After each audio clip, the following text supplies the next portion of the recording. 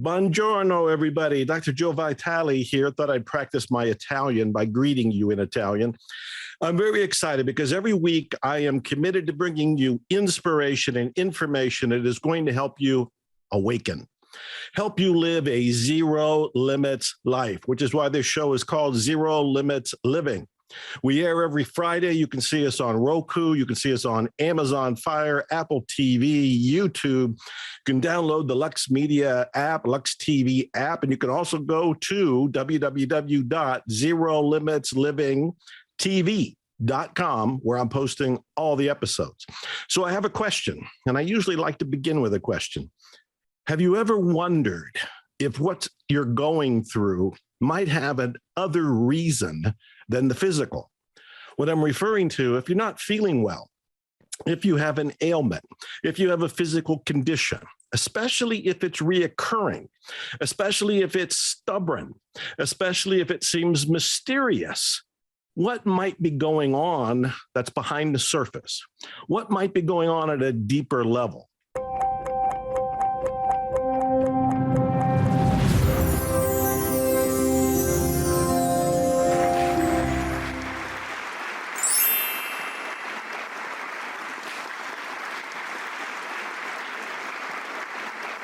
What I want to explore in this particular show is the metaphysical reasons for physical events. Now, I have one of the most esteemed, amazing people of all time on the entire planet to be here. And I'm talking about Yvette Rose, who you can see, we're going to wave at her right now. She got up 6 a.m. to do this. And before I let her say anything, she is the author of this monster of a book, Metaphysical Anatomy, which is almost 800 some pages, which goes over 679 medical conditions. Now, imagine that. This is encyclopedic to begin with, but this is a life mission. And this is volume 1. There's another volume coming sooner or later. We'll ask her about this. She is the author, Evette Rose, and she is here. She's written several other books, and we may be able to get into those. But this is what I want to talk about. Yvette, how are you? I am amazing. Thank you so much for that wonderful introduction. I'm so excited to be here. You know, I'm going to ask a question that I think anybody that knows your work should ask. Are you in good health? I am right now. Okay. I am right now, yes. So you've gone through your challenges in the past. That I have. And, you know, I will not lie about it. And it was to the point where I was on the floor sometimes with fatigue or pain in my back, or I had sometimes stomach ulcers from stress. You know, most of us have had these terrible feelings in the gut as well, because the body deteriorates over stress. And so at the end of the day, what I'm actually saying is that I'm not immune to stress. So yes, do I still get stressed in my life? Absolutely. But it doesn't get to that breaking point where my body almost malfunctions and breaks out into a state of an ailment. I try to catch it now before it gets to that, when the warning sign starts to go off. Right. Well, you must be doing something right, because you look like the picture of great health. You are the radiant, beautiful soul here. And it would only make sense that you are, since you've unraveled 679 physical medical conditions here. So I want to start there. I'm just going to begin by saying it was in 2019 that I discovered your book. And personally, I was already curious. I mean, I knew Louise Hay. I knew her philosophy of finding metaphysical reasons for things, but she didn't go anywhere near as deep as you did. I found the book on Amazon. I bought Metaphysical Anatomy because I was going through a divorce. I was in a new relationship, and the person in the new relationship developed neuro-Lyme disease, which was one of the most confusing, mysterious things that anybody had ever come across, including me and including her. So we bought your book looking for answers. And you do have Lyme disease covered in here. So that was my introduction. And one of my biggest questions is, what prompted you to take on a mission like 800 pages? This is huge. Okay, that is a fantastic question. And so most of our biggest breakthroughs comes because of our almost biggest breakdowns. And I absolutely had my breakdown moments as well. I've had several. I'm this type of stubborn person where it doesn't just take me something just to happen one time for me to snap out of it. Sometimes I need to be smacked a few times because I'm the diehard warrior, I keep going. But sometimes that attitude is not the best suited for when you actually need to listen to warning signs, when you need to listen to your body saying enough is enough. But then we try to push beyond those limits because we think or we see it as a weakness. So I'm from South Africa, so I have this whole love speed, love fear, we go all into something. We never do anything halfway. So, and so that means, of course, I lived my life in an absolute fullest extreme. And what happened was I started to adapt to my dad's behavior. I started to adapt to a lot of his coping mechanisms in life. Now, he was a self-medicated drug addict. He was a medically diagnosed sociopath, and he was very abusive. He was a tough person to live with. And something that the way that we interacted with each other, and it left a big scar. Now, that scar left a lot of stress. My childhood programming was based on a lot of incorrect associations, a lot of reference points. My definition for love was abuse. When someone was not yelling at me, I would be like, where's the rush? Where's the love? Where's the everything? So Interesting. when you live your life that is so out of alignment, what you are biologically designed for, it's a matter of time before the body starts to push back, because all that the body wants to do is to support you. Its only job is to keep you alive. Its only job. And so if something doesn't work, it's going to let you know. But if you are in such a state of disassociation, if you're in such a state of just your focus flows into where you're just coping, then your energy, your awareness is not with the body. Your awareness is not with feeling.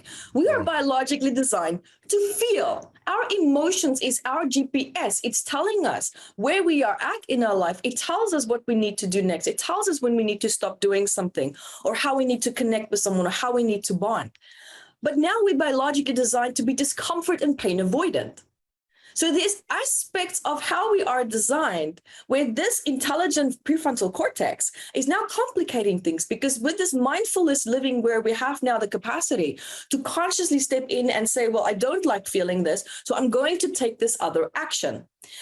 Now the coping mechanism starts, and now we start to override messages. This is now where we stop to listen to the subtle discomfort messages that's coming through because we don't like it. So we do something else. So we actually train ourselves to not listen to the body, not consciously, but that's the ramifications, that's the consequences. Now, when I was 22, I had back pain that was debilitating. It was absolutely debilitating. It would be to the point where I had to get out and I would have to stretch my arm for like 45 minutes just to kind of like get moving so that I can actually get up so my spine could support me. And it was like right here between my shoulder blades where I had this pain. No chiropractor, no doctor, nothing could see anything wrong. They couldn't find anything wrong. And I realized that this has to be something else. This has to be something much greater than just maybe a physicality. Maybe there's stress there. Maybe there's an entity there. I call them EBGBs. Maybe that's what's there. I don't know.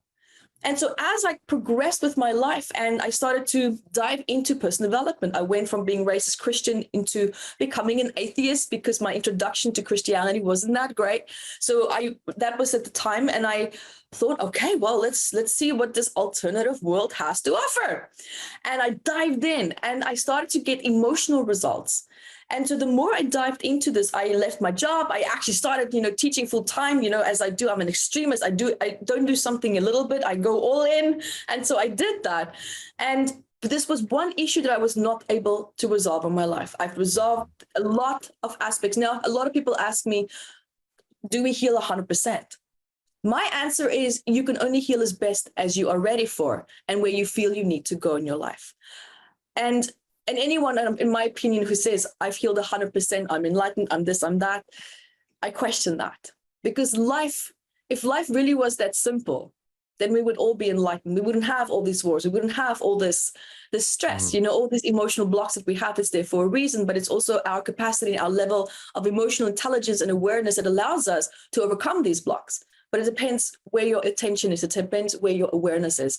So the more I shifted my awareness back into the physical body, where I didn't want to feel because of the rape trauma, because of the sexual abuse, because of the trauma that I had with my dad, the panic attacks, the anxiety that I had, the depression that I had, I didn't want to feel. So I was dealing with everything on the superficial level. And the more I started to, in my head, cognitively start to feel better by telling myself I feel better, my body was not following that. It would follow that maybe for a few days and I would take a few steps back and I'll be back to where I was. And I'm thinking, okay, I need to find a different way to deal with this. And so one day I did a session on my back again, and it was all about how destructive and abusive my support was. And I'm trying to create new support in my life. But my subconscious association with support is destruction, it's abuse, it's violence. And now I've grown and matured to a point where my mind is telling me, but that's not what support should feel like anymore. Now, consciously, I'm telling myself, but subconsciously, I can't align with it. I can't connect to it because the trauma is still aligning me with the abusive part of what support should feel like. So this is where the back pain started. It was because of that conflict of wanting ease and grace. But my back is like, well, no, it's not safe to be at ease and grace because that's where you were beaten up. If you're not on defense, if you're not on alert, that's when you're unsafe, and you can't afford to be unsafe right now. So we need to be alert. So I am going to bring up this pain. I am going to bring up all these associations so that you can be on alert. And I'm like, and I'm having this dialogue with my body that I was unbelievable. I've never really spoken to myself like that. And the reason why I did is because I felt so unresourceful. I didn't have the answers. And I thought, all right, now we're going to listen to this voice that I've not been wanting to listen to. I'm going to listen to this panic. I'm going to listen to this anxiety because everything that I'm doing is not working. So maybe this one avenue that I haven't been listening to, that I've been feeling so tremendously uncomfortable with, maybe there's something in that. So I did work on it. I address the support. I address the associations with support, the trauma associated with support, because my need for support was met in a very destructive way. So I resolved those deep memories. My back corrected itself by 50%. And then I'm thinking, a week later, why is there still 50% there? Why is it still there? And I went down into my back, and I love this exercise. So for anyone that has trouble with pain or anything that's maybe happening in your body, like anxiety, you feel strong emotions that just feel stuck, I love to actually pretend, because when you pretend, you let all your filters down. You don't assume anything, because the moment you go into trying to find an answer and you're looking for something specific, now we're narrowing what the quantum field can send to you, because that's where your focus is. That's what the quantum field responds to. So the more open-minded you are with an intention, but open-minded you are, the more space we now give for more information to come in. And I had to learn that because I was so controlling, you wouldn't believe. Now I'm happy, I'm free flowing. If something doesn't go right, if dinner is late or the food arrives late, so what? Relax, it's gonna come. In the past, it would have been an absolute conundrum. Now, what happened was I went into my back and I said, give me a voice. What do you need to say? Who are you? Who are you? And the voice just came of someone that's crying, but an adult woman. And I saw my mom, but I saw her pregnant. And I'm thinking, how interesting. So this is now when I was in Australia, and I called my mom. I was waiting for her, when she gets up, and I'm watching the clock, and I called and I said, Mom, you know what? Did you have back pain? And I explained to her exactly in the lower upper back area, like just between the shoulder blades. And I said, Mom, did you have pain there when you were pregnant? And she paused and she said, yes. Yes, I had very bad back pain. I'm like, oh. Now, when exactly did this back pain go away? She said, "Oh, actually, after I gave birth to you." I'm like, "Oh, that's interesting." There was a pain transfer in that moment. Now, what was interesting, what was so interesting was I wasn't born with that back pain, but I copied the predisposition of it. And that is what happens. This is what I call trauma transfer. Trauma transfer happens between people that's genetically connected. This is not secondary trauma. I'm talking about trauma transfer. And the reason why I call this trauma transfer was because when I was in the womb with her, she was, of course, experiencing her own pain, her own stress. I mean, living with someone like my dad was not the easiest position to be in, but her reference points and definitions for certain things was also a bit incorrect. So there's certain things that locks you into alignment with it, even though consciously you can feel that it's not healthy for you. Now, what happened was that in my research also, I talk a lot about the placenta not being a barrier between the mother and the child, and this is now starting to come forward. And then when I dive deeper and I realized that the protein cells in the lining of the placenta is recording every ounce of stress that your mother is feeling. Those protein cells are responsible for telling the placenta how to raise you. That's where all the instructions come from in terms of how you have to continue to develop, including the nutrients that needs to be allocated to you, the development, your brain development, everything. And now we also know how emotions can travel through the electromagnetic field from the transmitters of the brain, and then it goes back into the biofield, and it can manipulate and program atoms. You are made of atoms. Now, with this biofield that continues to rotate with mom and the emotions that she's feeling, and it's penetrating through you, through the amniotic fluid, we also know how emotions can manipulate atoms. The amniotic fluid is atoms. We know that water is a great conductor of electricity. Now, these electromagnetic fields is fired off with electricity, holding all these emotions and thoughts of mom, is now firing off through you. Now, you are already also born with your own predispositions based on your mother and your father's emotional state at the moment of your conception. Now, on top of that, you bring in ancestral predispositions. Now, on top of that, you have the 9 months with your mom. You have that 9 months with your mom. Now, emotions have a specific place where they tend to gravitate to. And this place, there's two layers. One layer is exactly the same for 7 billion people on this planet. And then we have the second layer based on your own unique predispositions, and then your childhood triggers and the womb triggers as well that can move things around a little bit. But the original anchor point always stays in its original blueprint, in its original resting house inside of the emotional body, as I would call it. This is amazing. So, yeah, so when I looked at the psychosomatic, the stress that my mom was going through with my dad, and when I looked at the messages of what it meant between the shoulder blades and the stress that she was going through. So her mind's already wiring and firing off with all these patterns. So of course, those patterns is going to be reinforced for me. Your association for safety is formed in the womb. And it's formed through the nervous system, because you don't have a cognitive brain that's developed or firing off in any way, shape, or form. But your instinctive responses, your nervous system is listening. It's listening to everything. Your instinctive. We have to stop there. This is this is overwhelming. No, you're on a roll. This is, yeah, I know. This is where it all started here. But what's mind-blowing to me, though, is I've looked at the book enough in other categories to see that a common theme is what you're talking about. So in other words, the metaphysical reasons for a lot of the physical ailments have to do with the trauma. And the trauma can happen during childhood.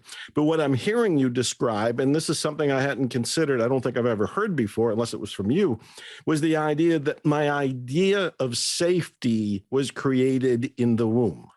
Yes, it was.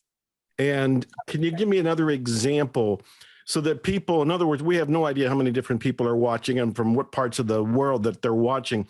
But I need some other example that maybe they can relate to, maybe from yourself or somebody you've worked with. Perfect. Exactly. So now, for example, you have someone that was brought up really well. They had a good childhood, but they're attracting really negative people into their life. They're attracting people who take advantage of them, but they're the kindest people. And when you ask them, okay, well, let's talk about your childhood trauma, they'll be like, well, I actually had a pretty good life.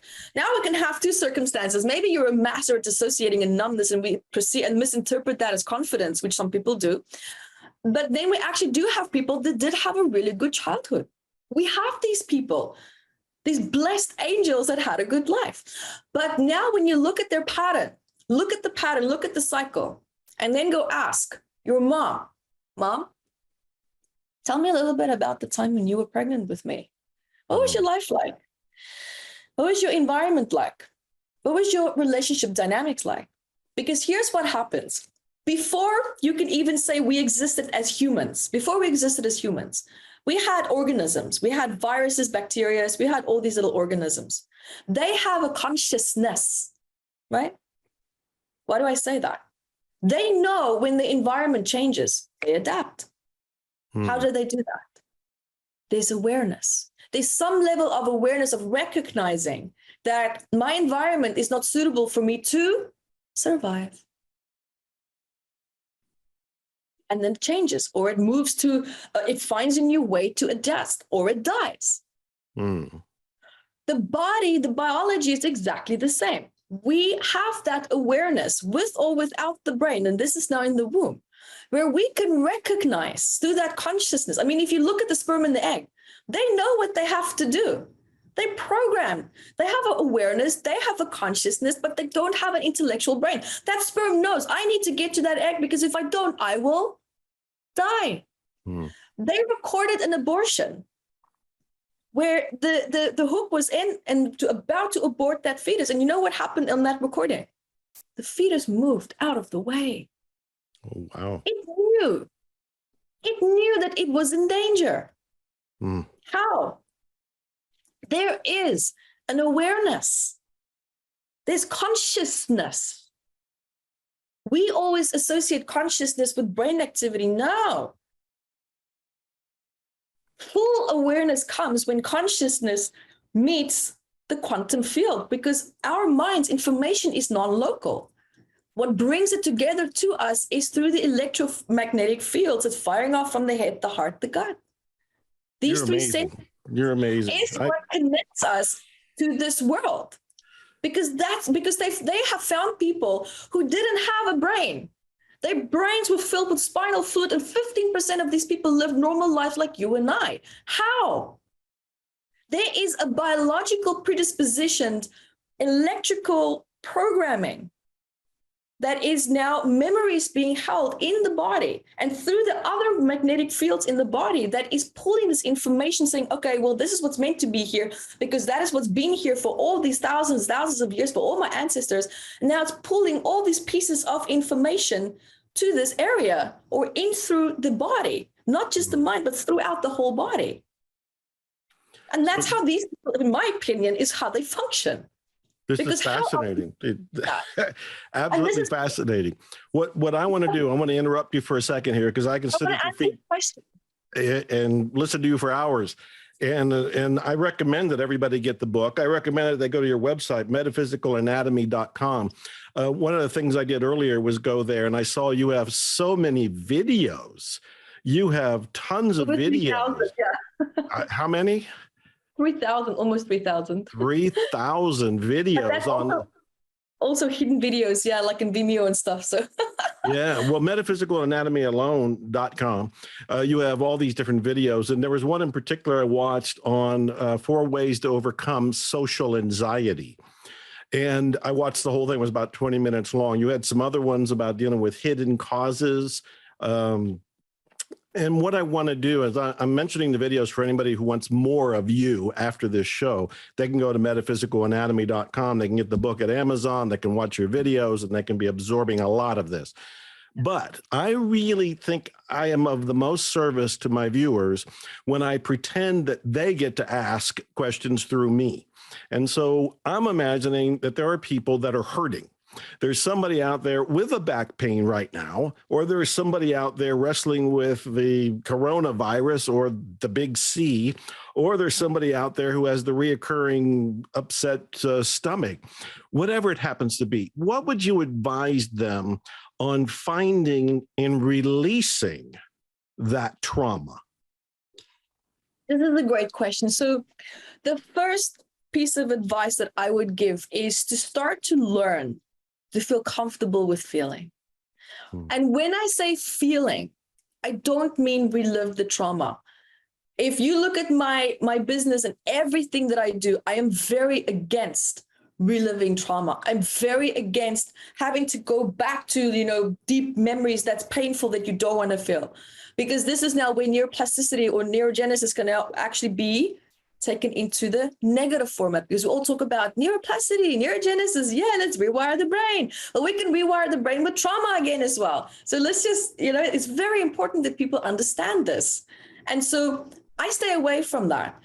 We can address really heavy topics in a very gentle way. And that is through just looking at, okay, well, how am I showing up to that old problem in relationship to that right now?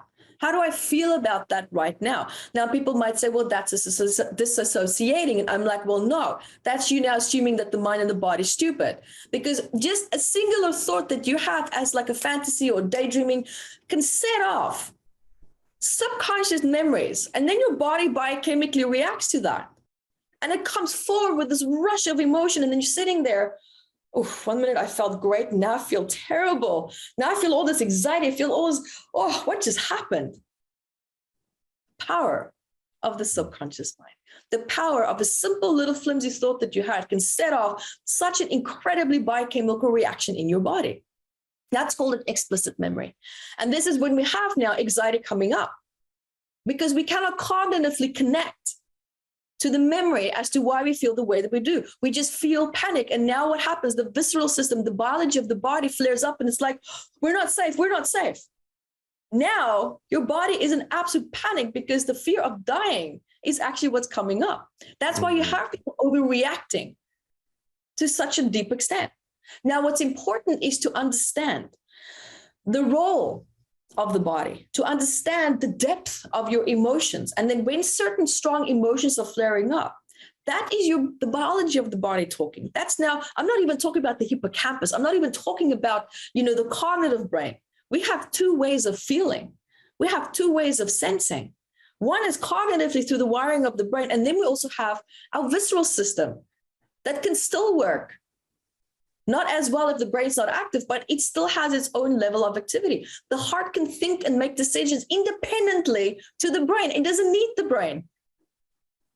And so can the gut. If you give a piece of tissue of the heart to a brain surgeon under a microscope, he will think that he's looking at a piece of the brain.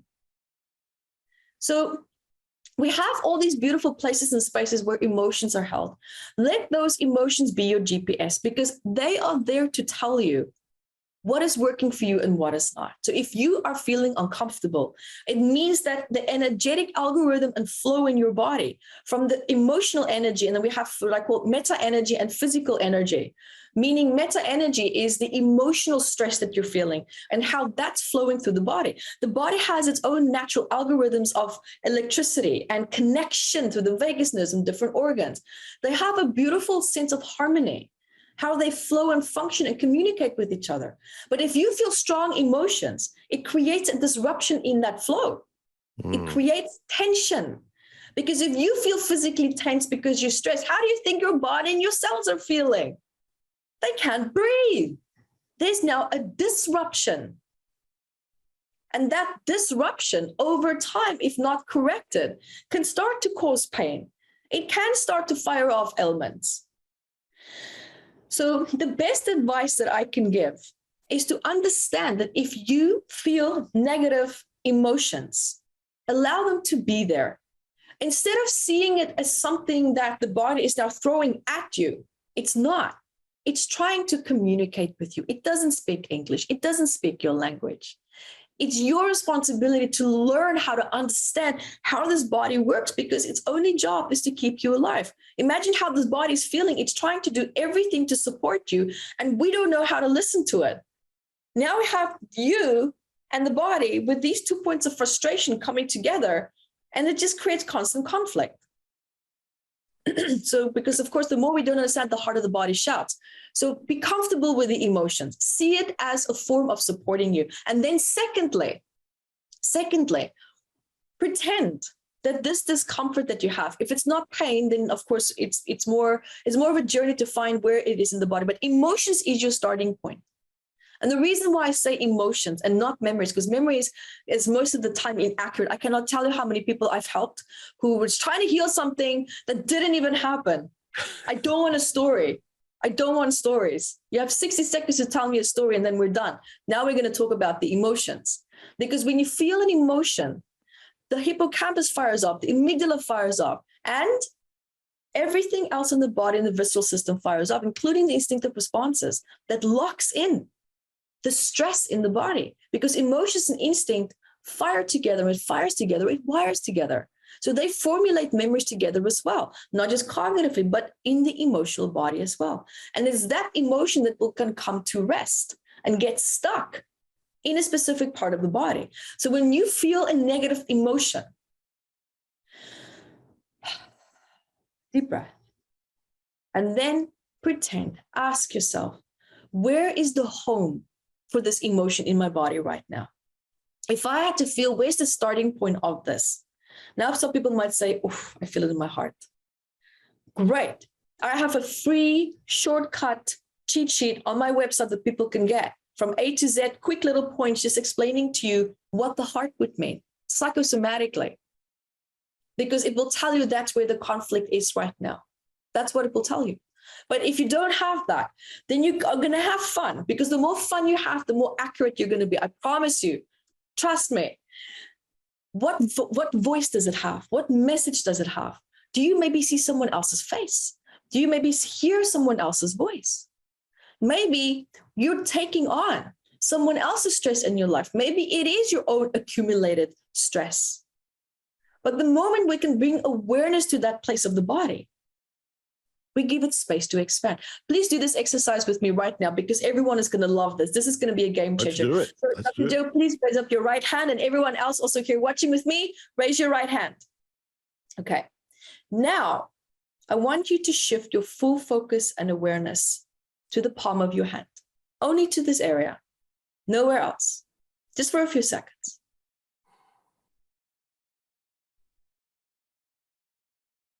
What happens?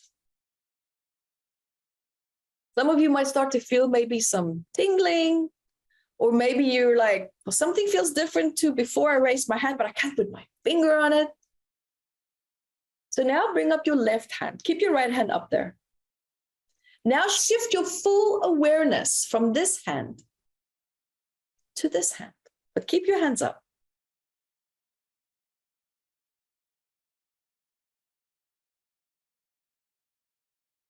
Full awareness to this part of your hand. Now, some of you might start to feel again that little bit of tingling. Something is happening. Some of you might even feel a bend from one hand to the other. I feel activation. So in other words, in here, this heated up, and if I was going to put a color to it, it got like a white light. And then when I went over here, this one was already radiating. So this one's on. And then this one started to do the same. In fact, the palms are a little wet, not from nervousness, but from heat. Yeah, so exactly. It was heating up. Yeah. Now you can put your hands down. Now I want you to shift your full awareness to your head. Your full awareness to your head.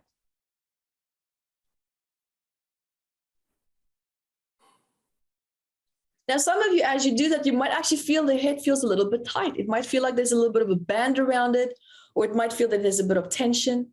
Now I'd like it to be playful. Now you're going to expand your awareness. In your head, expand it now.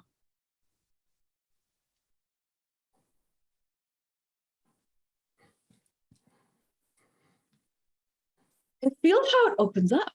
something starts to feel different. It feels maybe a little bit more free, a little bit more like, I can breathe.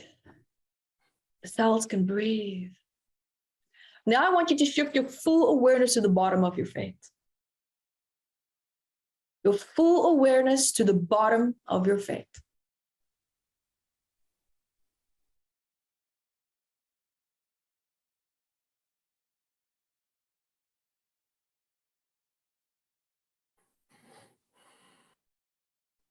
And you might start to feel that you're feeling very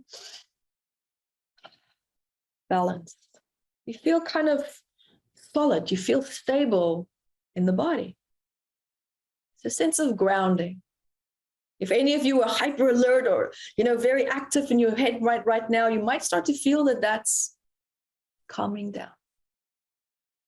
Now, what's interesting, I didn't tell any of you what awareness is. I didn't tell you how this works. I accept nothing.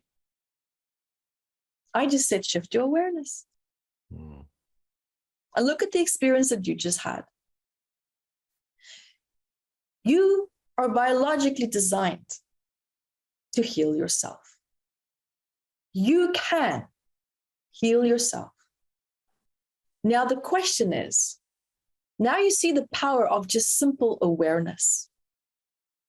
Now imagine if you give that awareness a job. You program it through your thoughts with electromagnetic fields firing off, and it's programming these cells, which you can. If you have to rub your hands together and you have the energy between your hands and you hold the thought of happiness, happiness, happiness, and you infuse this space between your hands with happiness, and you go behind someone over from behind and you just drop that ball over their head, they're going to start to feel just like a little bit of a smile. Yeah. How? They don't even know what you're doing. This is good. This is very good. You can program. Yeah, you can manipulate atoms through the electromagnetic field, through electricity, by just your thoughts. Have you ever met someone? You just see someone and they don't, and you can feel, oh, this person doesn't feel good. They feel really down. They feel really sad, but you can't see it on their face. There's no evidence. How do you know that? Why did your emotions suddenly shift? You don't even know that person. It's because they're so focused on that negative emotion that they're feeling, that it's concentrated and radiating so strong. That is the only thing that your body is communicating with through the electromagnetic fields with each other, through your biofield. And that's why you can feel that. Your body's reading that information. It's sending it back. Why does it read it? It's the body. Is my environment safe? Is everything safe? Am I okay? It's constantly doing that without you even realizing it. That's why you feel other people's stuff. Because your body's constantly sending signals out to your environment to see, is everything okay? How are we? Okay. There's something off. Okay, my attention's there now. What's happening now? Your awareness is there. So let me ask you this, Yvette, because there's so many things I can ask you, and this is so great and informative. But I just want to, let me just finish here because this is important. Wait. This is very important. Now imagine if you focus your full attention and awareness to shifting, releasing, expanding, letting go. And now your awareness, that same awareness that you had in your hand, now you bring that awareness to the area where you feel that stress inside of the body. Your full awareness is there. And you program it, you infuse it with release, release, let go, heal, heal, heal. Expand, expand, expand. Because the moment you have stress in the body is because of compression. It's stuck. So now expand, heal, release, expand, heal, release. There you go. Sorry, I just wanted to add that last part. I felt that. I'm glad that you added that because that was a very important ingredient that wasn't there. Yes. So I have to ask a couple questions, and we don't have a whole lot of time for all the answers, but one of them is if somebody is feeling depression And I'm bringing it up because there's an ongoing pandemic that's been going on for a couple of years. Lives have been dramatically changed, where there's still uncertainty, there's still controversy, there's still clashes and people that are not communicating or getting along, and entire groups, families divided. And so people have lost their jobs purposely or resigned, laid off. And there's a lot of depression going on. What is something that they can do, think, feel, and besides the exercise you just gave us, that can specifically help with that brand of darkness? Got it. So firstly, you have to bring your focus and awareness back to you, because it's not with you right now.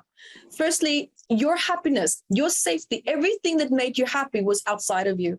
And that is what your life is showing you right now. Your environment will always change, and that means your happiness will always fluctuate. You will never be in control of your sense of self, your strength, your confidence, your identity, and your happiness if it's attached to people and circumstances and doing things outside of you. And so now what is important is to come back home.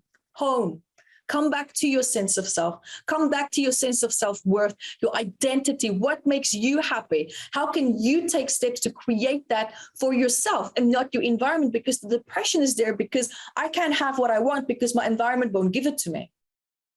So what our current circumstances are showing us is that our power has been outside of us. It's not here. And it's that disconnection. I need connection. Of course, we're biologically designed to have connection, but it's the disconnection also causes and contributes to the depression. So now it's begging the question, how do I reconnect back to myself? How do I give that connection to myself? We avoid ourselves because this is where we feel the pain. This is where we feel the depression. This is where we feel the discomfort. So of course we avoid it. We act and behave in ways outside of ourselves to attach to other things outside of ourselves to make us happy. But now that's been taken away. And now this coping mechanism, this self-sabotage, these loops is now coming full circle, but it's designed now to break. It's time to break these patterns. So instead of seeing this as a complete conundrum, the perspective, the way that your attitude is going to be, how you approach this is going to determine how you're going to navigate through this. Is this going to be with ease and grace? Or is this going to be tremendously painful? So this is what I would say, in short, what's very important to look at this right now. And secondly, imagine a beautiful light around you. Now your awareness is around your whole body. And what you're going to do is you're going to instruct this light, meaning your awareness, and you're going to say, I acknowledge the difference between my identity and my mother's depression, and release. I acknowledge the difference between my identity and my father's depression, and release. I acknowledge the difference between my identity and anyone else's that you've been spending a lot of time with, physically a lot of time with, the difference between your identity and their depression. And then I acknowledge the difference between my identity and the collective consciousness depression. Because remember, it takes 7,000 people to hold the same thought in order for the whole world to move into that shift. If you have the whole world now, which is millions, billions of people feeling depressed, how do you think you're going to feel? Most people that's feeling depression, it's not even theirs, but you're getting swooped up in this collective wave of depression. Now, this raises the question I need to ask in the limited time we have left here. And it's the whole idea that as a planet, we have the shared virus. So how does this, when we look at the metaphysical anatomy, and we've been looking at the individual here, we now look at the idea that, yeah, there's 7 or 8 billion people here that are individuals. Collectively, though, have been subject, and many of them have actually experienced this virus during a pandemic. How do you explain that, and what do we do about it? So firstly, that's a great question. I've actually not been asked that question. So how I see this from my perspective is that we were going through a wave of a breakthrough. We were going through a wave of transition in a level and a dimension that we haven't really felt before, meaning an energetic upgrade. And what I'm seeing with this pandemic, what I'm seeing with what's been happening here, is a massive trigger of self-worth. Am I worthy of stepping into my power? Am I worthy of being greater than what I was taught or raised to be? Am I worthy of receiving the fullest essence of my greatness? The biggest fear that we have, apart from public speaking and dying, is stepping into your power. Because a lot of people associate power with abuse, destruction, because that's what we see. That's the subconscious underlying program. And it's time for us to understand and realize and reprogram ourselves to understand that power can be beautiful. Power can be graceful. Power is meant to educate. It can be filled, infused with compassion and care and love. It doesn't have to mean it's control and domination as this and this and that. What's actually happening behind the scenes is that this old concept of power is dying.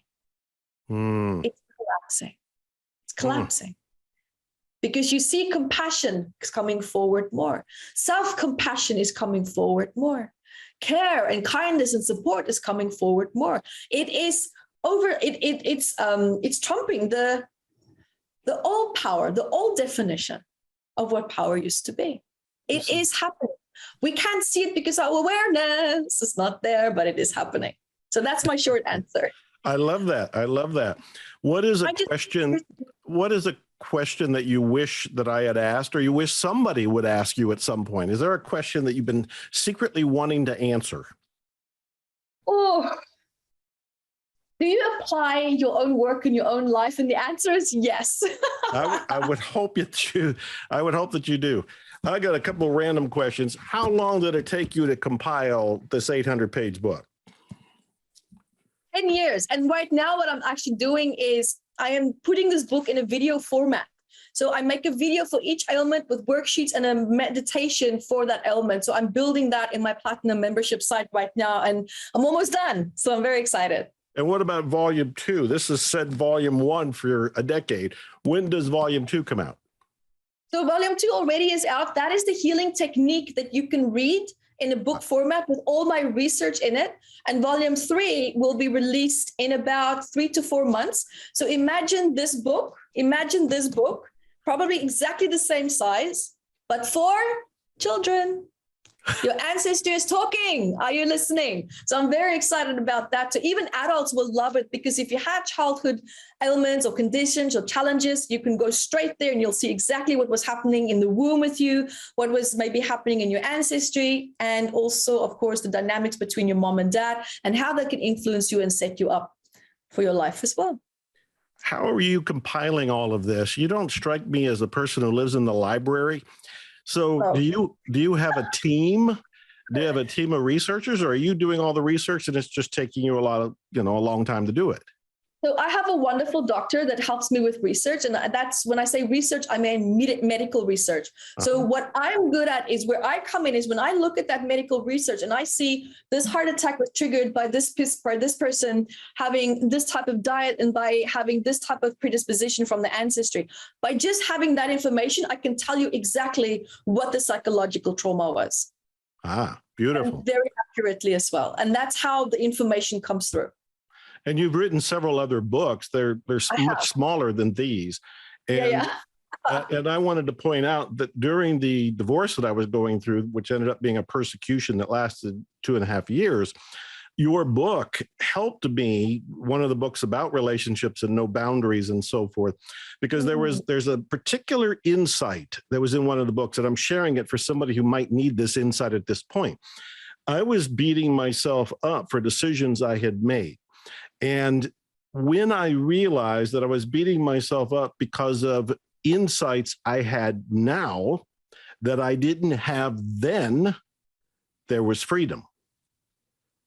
Am I expressing this well? Is this making sense? Are you there? I'm here. I'm listening. Yeah, I'm agreeing with you. Yes. Because I do know that we make a decision in the moment based on all of the information we have in that moment. And then as time goes on, which could be the next day or 6 months or 6 years later, you go, oh, why did I make that decision? Well, you're looking at it with newly informed eyes that you didn't have when you made the original decision. Correct. And so with that, there's freedom. Yeah. Do you meditate? I do every morning, and I have to thank my husband for that, because I never used to meditate. I didn't like it because, of course, now you have to feel the feelings. And of course, we are negative emotion avoidant. So absolutely, I now learn to meet those emotions, and I do it with him. So 12 minutes every day, I do the square breathing where I breathe in. So I do that, but very slowly, and that's all that I do. And it's a really nice way to kind of like start the day. And you do this with your husband? It depends. If I'm upset with him, then no. No, I'm joking. I'm joking. Okay. No. Sometimes, because he gets up earlier than me, so sometimes we just have different routines in the morning. Okay. In doing your research, I'll make this the final question. What is the most surprising thing you discovered? What stands out? You're looking at all of these 679 medical conditions. You're looking at the psychosomatic patterns behind them. An encyclopedia. Was there something that went, I didn't know that? Or you said, that's surprising, something, whatever comes to mind.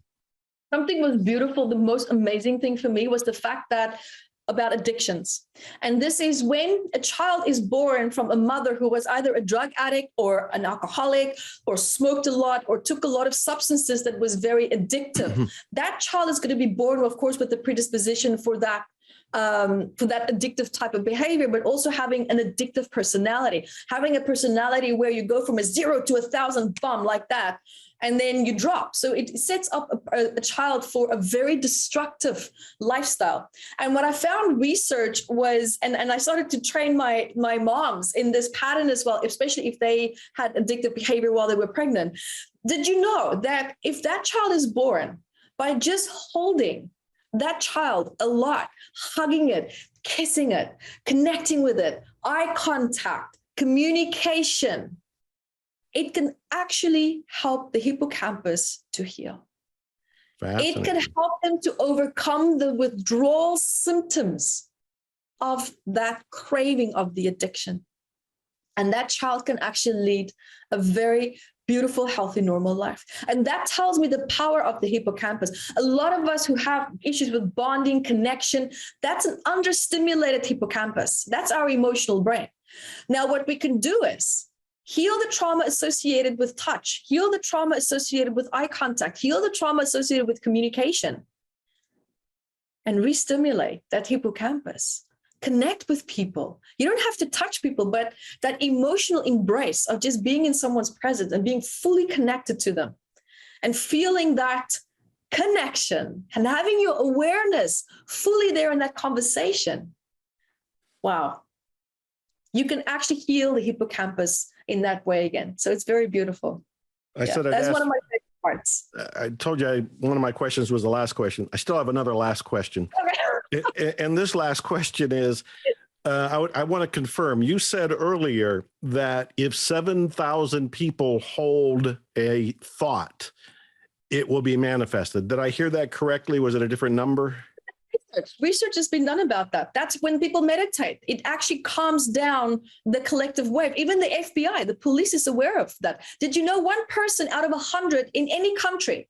So if you have Bali now, for example, where I am, if there's 1 person out of 100 people in a radius, I think it's a radius of 50 kilometers or 100 kilometers, if those people each just meditate every morning and they hold a calm, relaxing thought, it decreases crime by, I think, 25%. Yeah, and that's what I thought you were saying, and I'm somewhat familiar with the research and the attention experiment by Lynn McTaggart. And so what I want to do is invite everybody watching to be holding the peaceful thoughts, because if we only need 7,000 people to do it, we got more than that that's watching this on a regular basis. So we can practice that. Yvette Rose, I can't thank you enough. You are amazing. You are this mystical goddess with so much information to share to help enlighten and heal all of us, including me. Thank you for making time. And is Metaphysical Anatomy the website you want them to go to, or is there a different one? Evette Rose is also probably an easier site. We're rebuilding the website. So yeah, this is probably the best place to find everything that you want to find easily. What is your tattoo? Oh, this one is belief. This is the reason why I was suffering from depression, because I stopped believing in things that were important to me. And then this one says, you are enough. This was during my first divorce. And I had to find my self-worth and who I am when I'm not with someone. So that was about what I was talking about, how the happiness is outside of you. I had to find that. And love is enough, you know? It's not about money. It's not all about assets. It's not all about what you own. And I lived a life for 10 years out of a suitcase, and I fully embraced that. That is so beautiful. I think you're the first person I've ever met that had affirmations as tattoos. I did. I needed them. Yeah. I love it. Well, thank you, Yvette Rose. I love you, and Godspeed to you and all that you're doing. And everybody watching, I'm Dr. drjoevitale. This is Zero Limits Living. I air every Friday. I'm bringing you information and inspiration to help you live an awakened life, to live at zero limits. You can watch the show on Roku, Apple Fire, Apple TV, or Amazon Fire, Apple TV. Download the luxemedia app. You can also go to ZeroLimitsLivingTV.com. I thank luxemediastudios, Candace Barr, Nick, who's doing the engineering today. Godspeed to all of you. I love you all, and expect miracles. Glutathione is a big word. It's the body's own master antioxidant. It's a scavenger for free radicals, bacteria, and viruses. There are no products in the market with the ingredient NASET. NASET increases the production of glutathione that's in our body already to strengthen and enhance our immune system, elevate sense of well-being, support muscle strength and endurance, cognitive function, and liver support. It helps with increased energy and blood sugar regulation. Get your bottle of GSH Plus from www.salvationnutra.com.